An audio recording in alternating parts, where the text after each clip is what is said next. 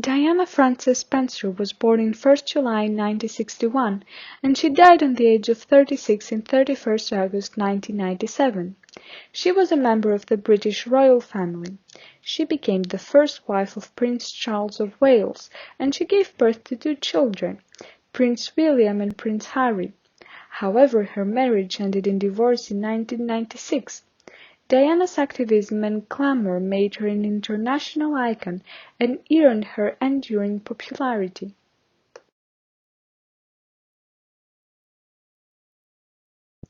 Diana was praised in the media for her unconventional approach to charity work. She initially centered on children and youth support, but she later became known for her involvement with AIDS patients and campaigned for the removal of landmines.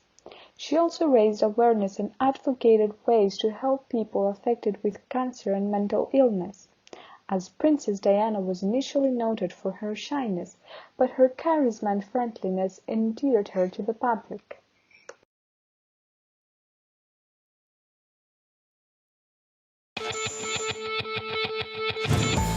To the north, B-52 bombers wiped out acres of dense jungle in an effort to destroy enemy artillery.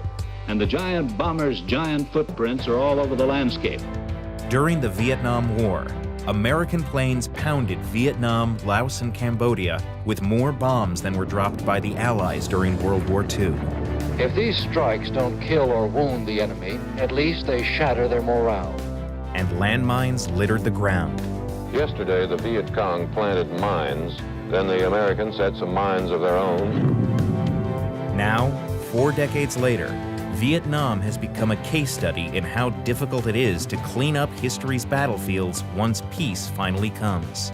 Countries around the world that are now in conflict, they'll face the same problem 20 or 30, 40 years from now that Vietnam is facing.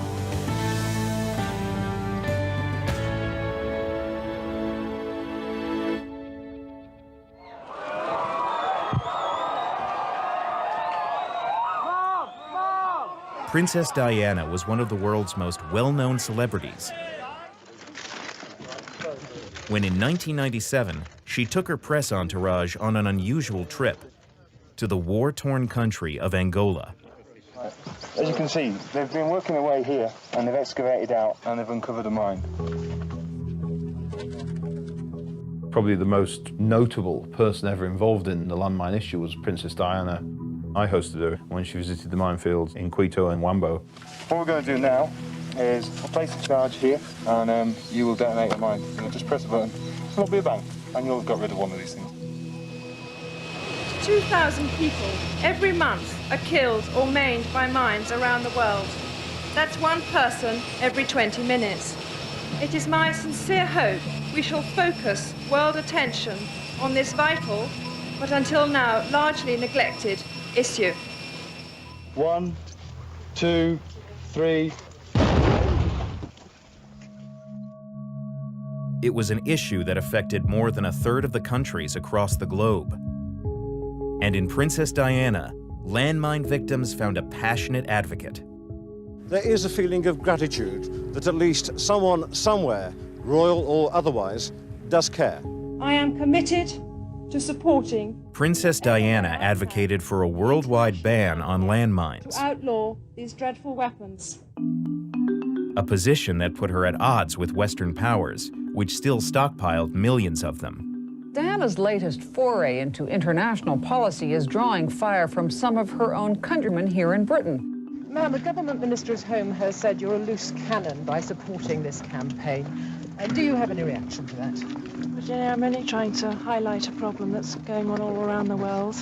That's all. She was seen as an Diana came to prominence in 1981 upon her engagement to Prince Charles, the eldest son of Queen Elizabeth II. The wedding took place at St. Paul's Cathedral in 1981 and made her officially the Princess of Wales. The couple had two sons, the Princes William and Harry. However, their marriage didn't last long due to extramarital affairs, leading to a divorce in 1996. Her ex-husband got married some years later to his longtime partner Camilla Parker Bowles.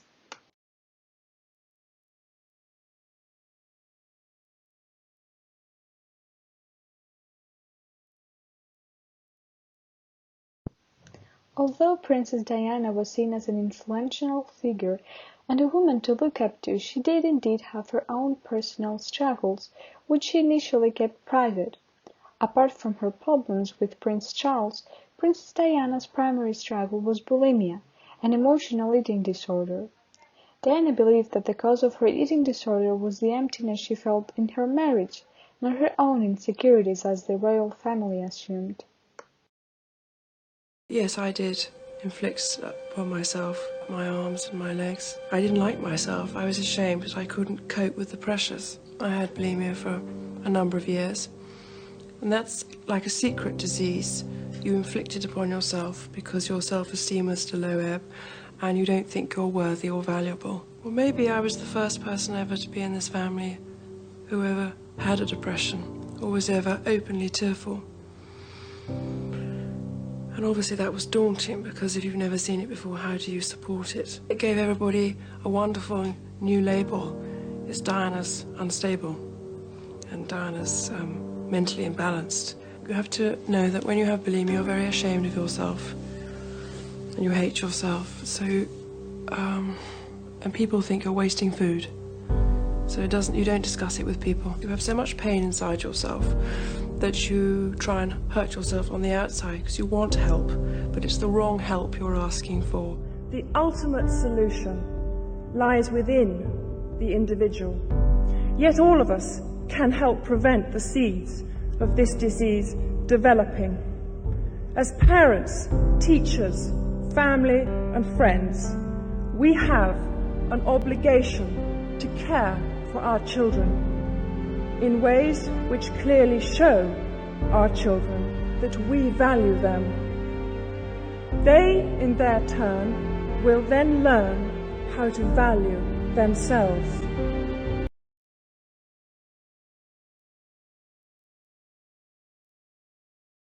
I'd like to be a queen of people's hearts.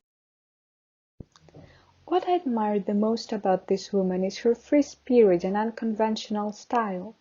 Her rebelliousness and desire to go against and not obey the royal rules are truly remarkable. Her life story, as well as the tragedy she went through, should never be forgotten. She might not be with us, but she will always be people's princess.